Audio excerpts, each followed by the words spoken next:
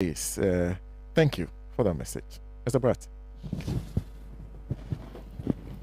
Well, I think that this discussion about who succeeds Nana Addo Dankwa Akufo-Addo, His Excellency the President, as the leader of the New Patriotic Party and his presidential candidate, this discussion is actually about the purpose of elections and what the focus of politics ought to be.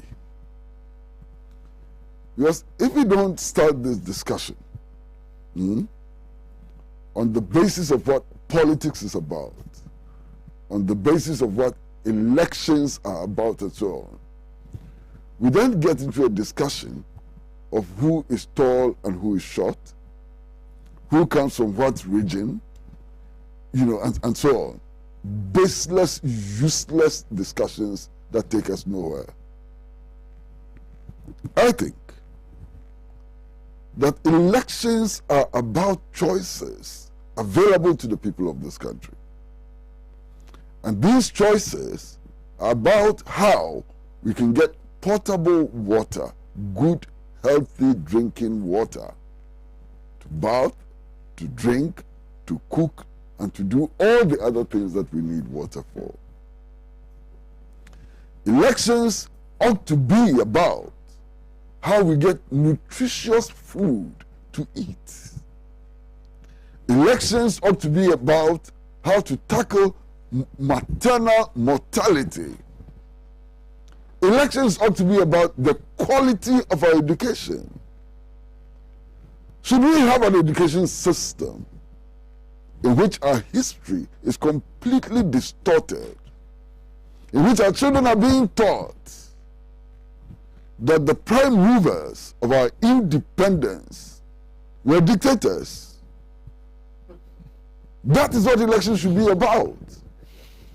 Elections should be about improving access to education at all levels, not just at the senior high school level, but indeed about all levels and so on. Elections ought to be about developing a capacity to provide housing to our people so that our people can protect themselves from the vagaries of the weather, from the rains, from excessive heat and so on. That is what elections should be about. Elections should be about our ability to create jobs for the many young people who are coming out of our universities, who have no hope in the future and so on. And if elections about these essentials, then a discussion about who is likely to become president ought to be about people's perspectives. It ought to be about what they stand for. It ought to be about how they see our country today and their vision for tomorrow. Unfortunately, none of these essential elements features the discussion about who becomes flag bearer of the New Patriotic Party in 2024.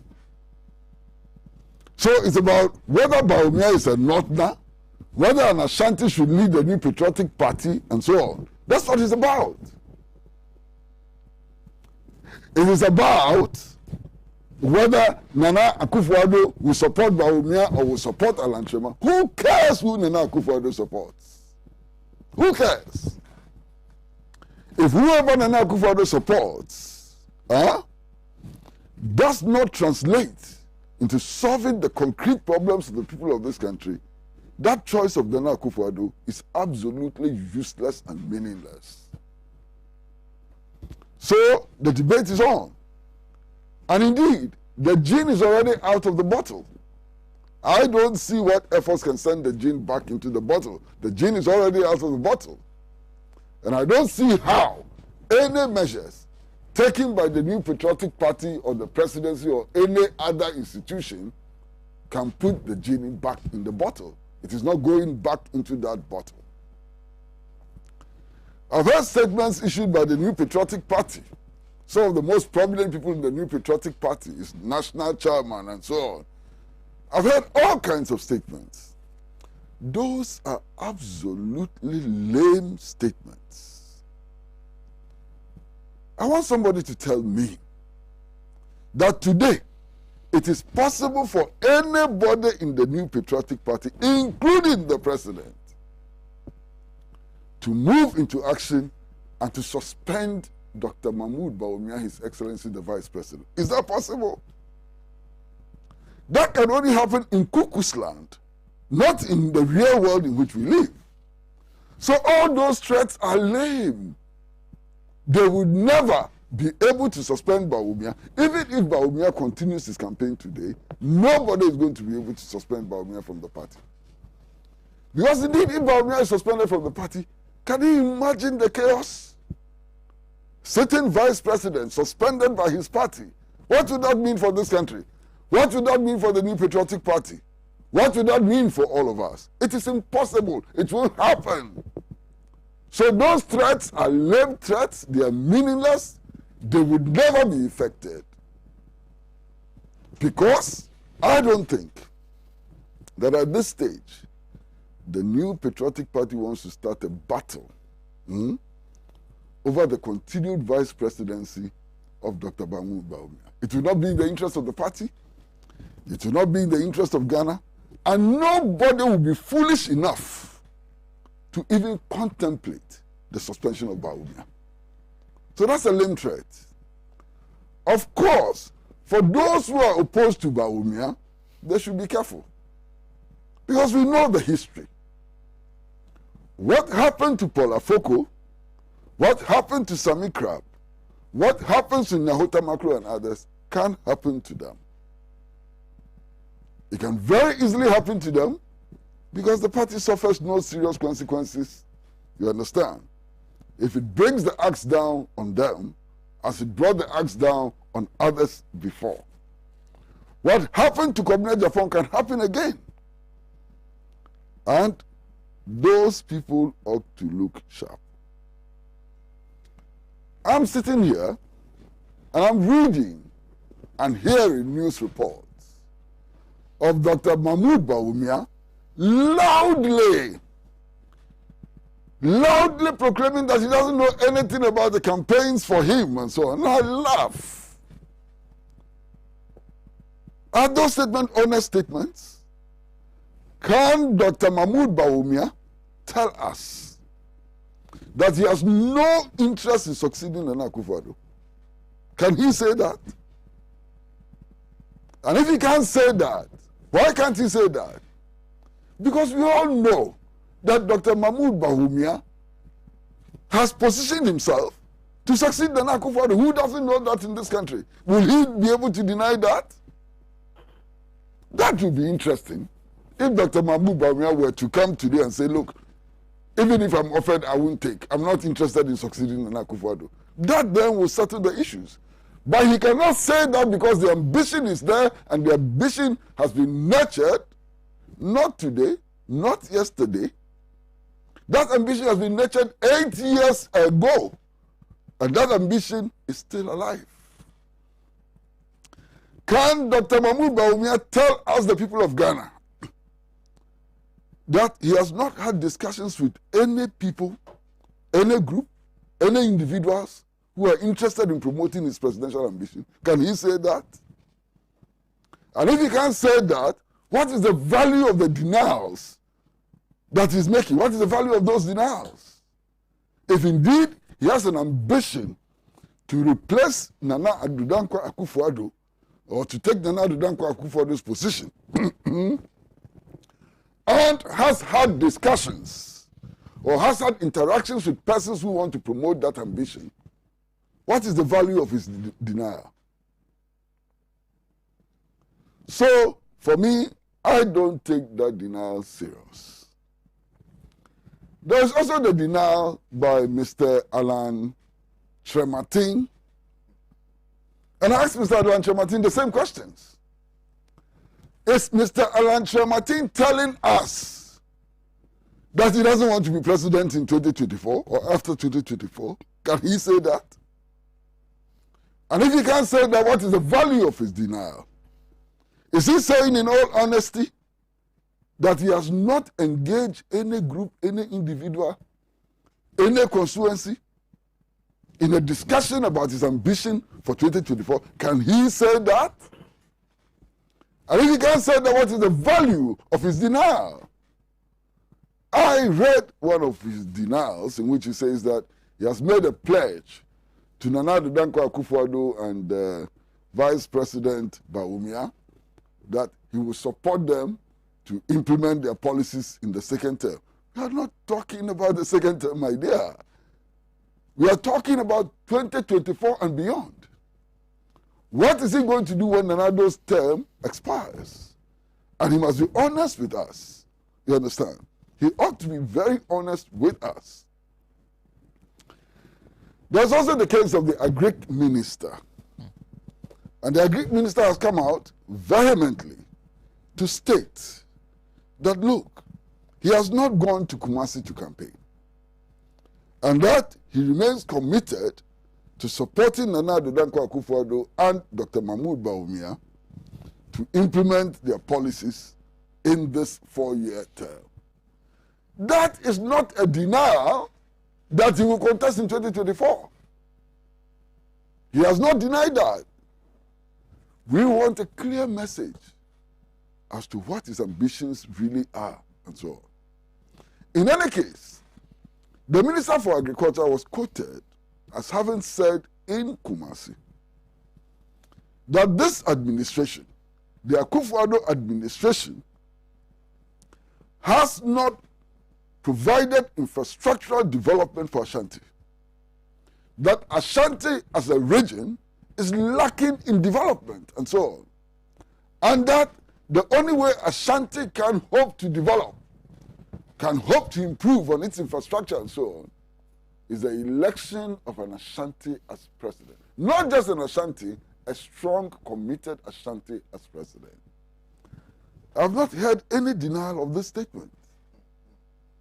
And for me, this is even a more important statement than whether or not he will contest in 2024. Because if you have a minister in this administration which claims to have Ashanti as a stronghold, which claims, I'm not doing the claim, to have Ashanti as a stronghold, and a cabinet minister can come public and say that the administration has failed in Ashanti and that the administration has not been able to deliver infrastructural development in Ashanti and so on, that's a huge statement. That's a huge statement. It's even a bigger statement when the claim is made that if an Ashanti is not elected as president, Ashanti will lag behind in development. First of all, that statement is completely false.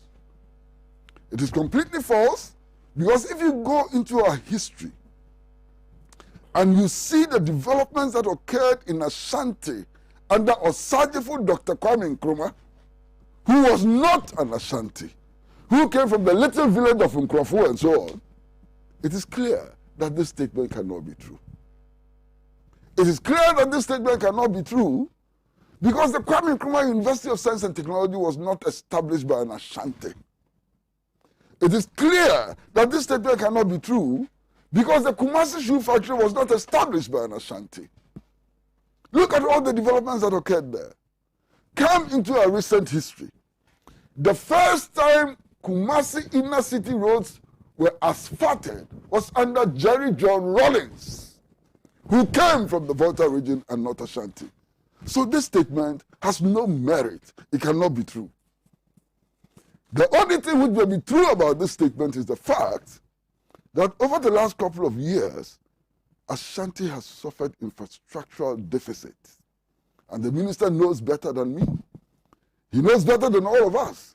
He sits in cabinet, which discusses the budget. He sits in cabinet, which evaluates the performance of the budget and so on. He knows better than the rest of us. Then there's the case of Honorable Joe Gatti, former minister with responsibility for railways. And Honorable Joe Gatti makes a public statement, not a private statement, in which he says that in spite of the contributions of the Western region to the national development effort, in spite of the role that was played by key people in the Western region, in the struggle for national independence and so on, the Western region has been neglected. What? The Western region has been neglected? And this is a statement from Joe Gate, MP for Ketan, former Minister for Railways and so on. Massa, that's a huge statement again. Is it true that the Western region has been neglected? He would know better than me. So Ashanti has been neglected, Western region has been neglected. What other areas have been neglected? We would like to know.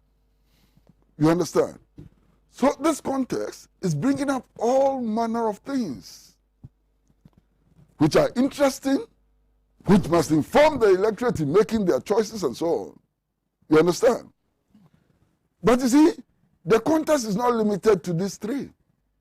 There's so many other names that are popping up. And so many other people who are silent. But all of us do know that very soon, maybe at the appropriate time, they're going to throw their hats into the ring. I constantly ask the question, what would happen to that young gentleman, Adainimo,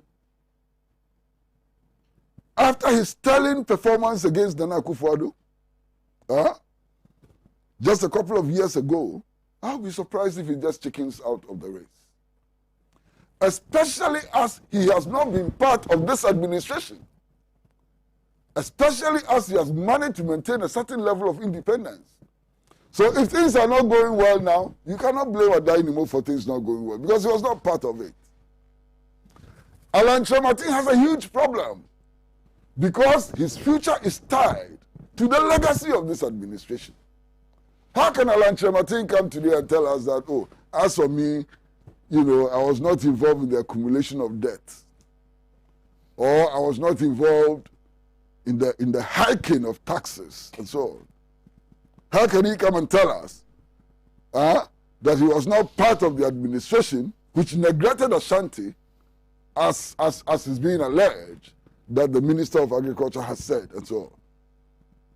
But Adainimo can distance himself. He's not part of the administration. He can offer a new vision and so on. He hasn't spoken. Nobody knows whether he's going to speak. But he's lurking in the background. You understand? Why? There are people like Kunedu Apreku. Do you know what Kunedu Apreku is likely to do? I don't. But I'd be surprised if he does not play a role in the jostling for power within the New Patriotic Party. What are people like Nyahota Makro and Sami Krab and all of them, what are they going to do? Are they going to accept their current fate? Are they going to accept their marginalization in the New Patriotic Party? And if they are not going to accept their marginalization in the New Patriotic Party, what are they likely to do in respect of the contest for power in the New Patriotic Party? That is something which is relevant. That is something that we cannot refuse to factor into the equation and so on. Why? All of us know the views of people like Paul Afoko. We know his views. He said so publicly. He's demonstrated that clearly, what his views are. All of us know what people like Kodom Pienu stand for in the New Patriotic Party and so on. Are these people going to keep quiet? Are these people not going to play a role in the selection process? And if they're going to play a role in the selection process, what options would they bring on board? These are important considerations. But my brother, above all, I think it is important for us to examine the current state of Ghana. And if you examine the current state of Ghana, all the political parties, including the New Patriotic Party, the Convention People's Party, and the National Democratic Congress ought to be speaking directly to the issues which confront the people of Ghana today. If they are really serious about participating in a contest for the leadership of this country, they ought to be speaking about what it is that Ghana is today. They ought to be addressing our concerns and so on. one of our major concerns is that Ghana is completely broke.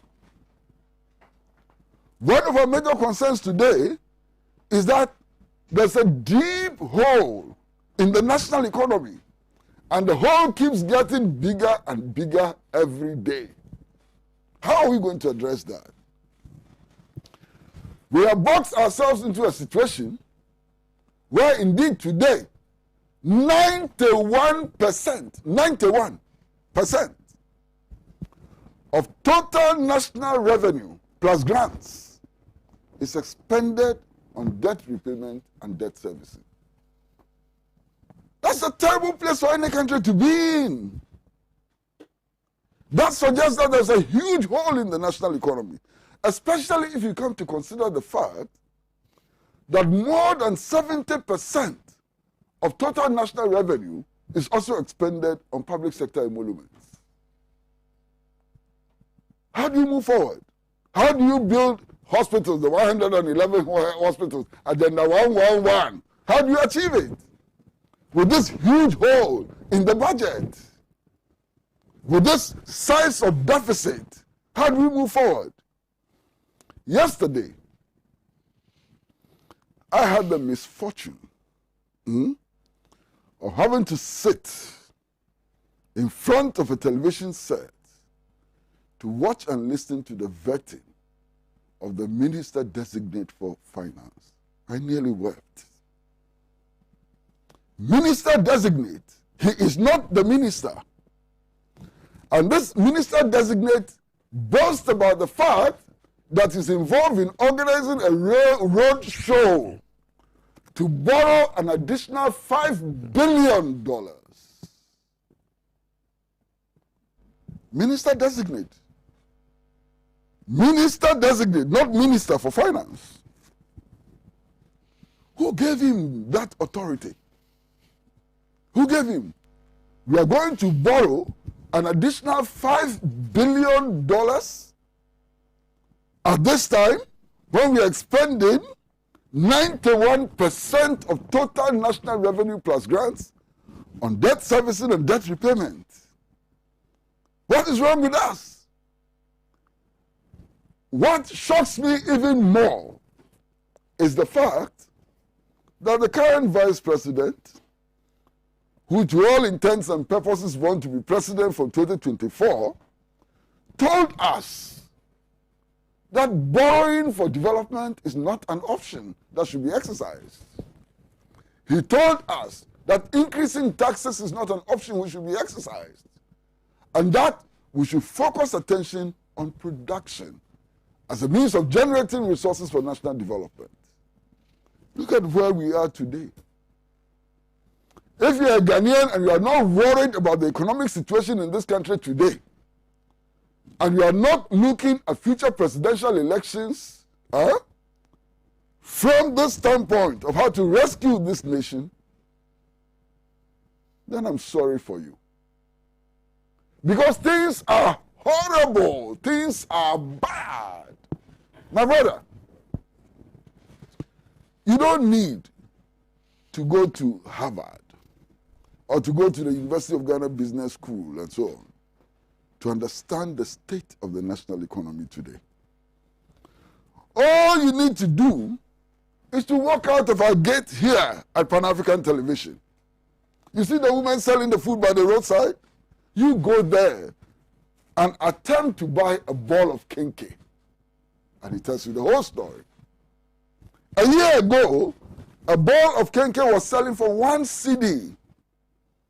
Today, that ball of kenke is selling for 2 cedis if you are lucky. And if you are lucky in some places, 2 cedis, 50 pesos. Today, that's the reality. I was told of the price of iron rods. It has doubled in a matter of 1 year.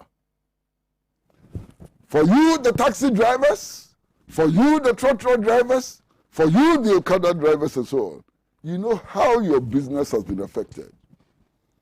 You know this reckless increases in petroleum prices, what it has done to you.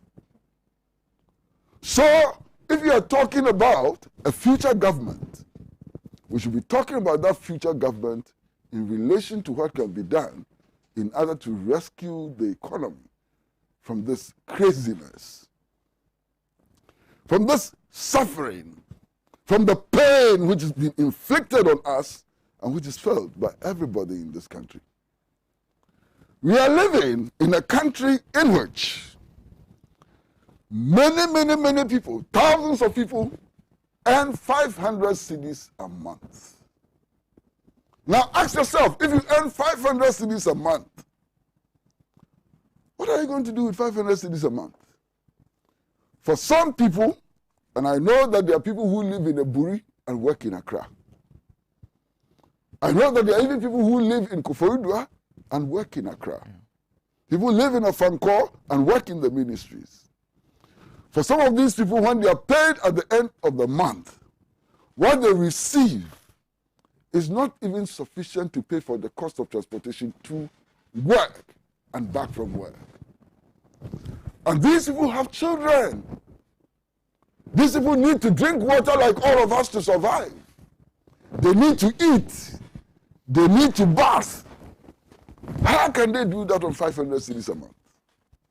That is the question facing us for election 2024.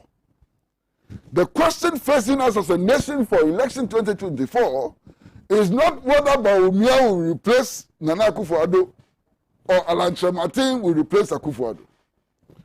If Alhaji Martin replaces Akufo-Addo and this situation persists, my goodness, it doesn't change anything. If Bawumia replaces Akufo-Addo and we are still increasing VAT, what would have happened?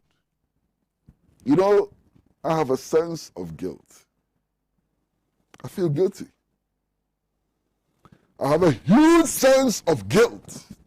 And why do I have a huge sense of guilt?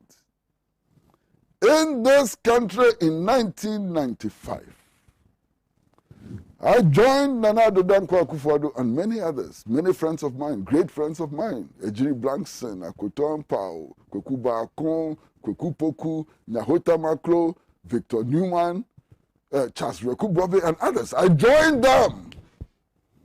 I was invited to join them and I willingly joined them. And we waged a very successful campaign against the introduction of value-added tax. One of the arguments we put up then was that VAT was a regressive tax. Has VAT all of a sudden become a progressive tax?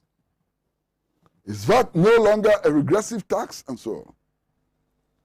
Today, some of us have the opportunity to be in government, to implement the very ideas for which we mobilized people into the streets and people died. Look at what we are doing. Look at what we are doing. After increasing the value-added tax, how can we today look into the eyes of the family of Ahunu Honga? How can we? How can we today look into the eyes of the family of Ahunu Honga and feel good about ourselves? Today, there are all kinds of reasons being thrown at us for this reversal, for this backward movement and so on. All kinds of reasons. None of those reasons can fill the moral vacuum that is created from double speak and double talk. None of those reasons. And I am embarrassed. I know why I'm embarrassed. I'm embarrassed today because we have set the norm. That norm that we fought against, we accept it today. Today, we are not doing anything to reverse the implementation of what we fought against in 1995, in 1996, in the year 2000. Look at petroleum prices and go back to the year 2000. Check the newspapers. See former President Kufuor, Nana Akufo-Addo, Edward Mahama and others carrying gallons to Parliament House. and arguing that the price of petroleum products could be brought down by reducing taxes on petroleum products. Don't forget that. We argued that it doesn't make sense anytime that the nation is in difficulty to load petroleum prices with taxes. And that the increase in petroleum prices has a ripple effect throughout the economy and affects the lives of ordinary people in ways which are damaging and so on. I recall in 2015, I recall very clearly in 2015, I think it was in December, when the Mahama administration increased the price of petrol. And I heard His Excellency Alhaji Dr. Mahmoud Bawumia make the point that it was insensitive to continue to increase the price of petrol. I heard him. He made the point that it was insensitive to increase the price of petrol. Last year, December, after the elections, the price of petrol went up. It has gone up 4 times in 3 months. That is what I'm worried about. That is what should concern me. What kind of government are we going to get in the future which will keep its word? What kind of government are we going to get in the future which will do as Dr. Mahmoud Bawumia told us he was going to do, to use production as a means of generating resources for national development rather than to rely on taxes and loans? I'm waiting for that government. I'm waiting for that government which will do as Kwame Nkrumah taught us. We struggle for national independence for 2 purposes. 1, to achieve the political objective of choosing our own leaders in a democratic system. That was one of the reasons why we fought for independence. The second reason why we fought for independence was to be able to take control of our resources and exploit these resources for the benefit of our people. We have failed in both respects. We have failed in both respects because we have built a system that we call democratic, but which does not deliver the will of the people. And everybody knows that. Everybody knows that the system that we have built does not deliver the will of the people. We know that. Everybody knows that today, the people of Ghana have no control over their natural resources. And their resources are not being exploited for the benefit of the people. Everybody knows that today, our resources are exploited to enrich the huge directors of multinational corporations in the colonial metropolis. Has nothing to do with us. And so, why? When people hear Agenda 111 and so on, you think they take us serious? The people of this country know that the police hospital in Accra, it has been built already. It just needed renovation. That renovation has lasted for 17 years.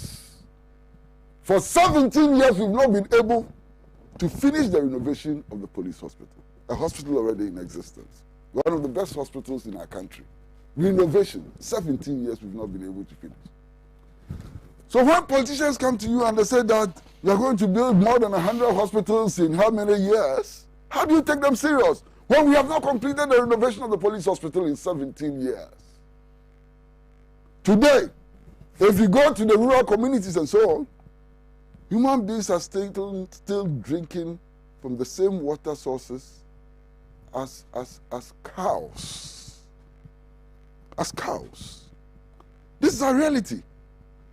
So who becomes the presidential candidate of the New Patriotic Party must be rooted in this concrete debate about who we are, where we are, and where we are likely to go. It must be rooted in the need for the fundamental restructuring of our economy. It must be rooted in changing the system of government we are running, which loads taxes on the people anytime there is a crisis.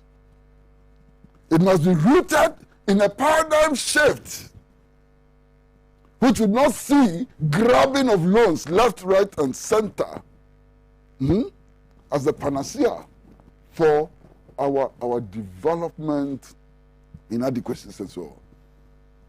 It must be rooted in building a new system of government which would ensure that the people of Ghana can take control of their own resources and exploit these resources for their own benefit. Who replaces the Nana Dankwa Akufo-Addo as president must be rooted in a system which deepens liberty, the liberty of the citizen, which enhances the right of free expression, which ensures that the people of Ghana are the center of the management of their own affairs. If it doesn't happen, that debate is a completely useless debate, and I'm not interested in being part of it. Thank you. And staring right at me is the headline on the front page of the Daily Post of Thursday, 25th March 2021. And that encapsulates exactly what we have been discussing. But we have a Zalan MPP caught between the devil and the deep blue sea. And so that is our first round of discussion on the topics we've picked today. We'll move on to the issue regarding the Economics Intelligence Unit after this break. They say, NDC, our research and analysis has shown that you can win 2024, but without John Dramani Mahama. We'll spend some time on that. This time I'll start from my left. But let me say a big thank you to Jar Rings Breakfast and Snacks. A very, very big thank you to them. We are back shortly. Of human equality, let's salute him, fellow Ghanaians.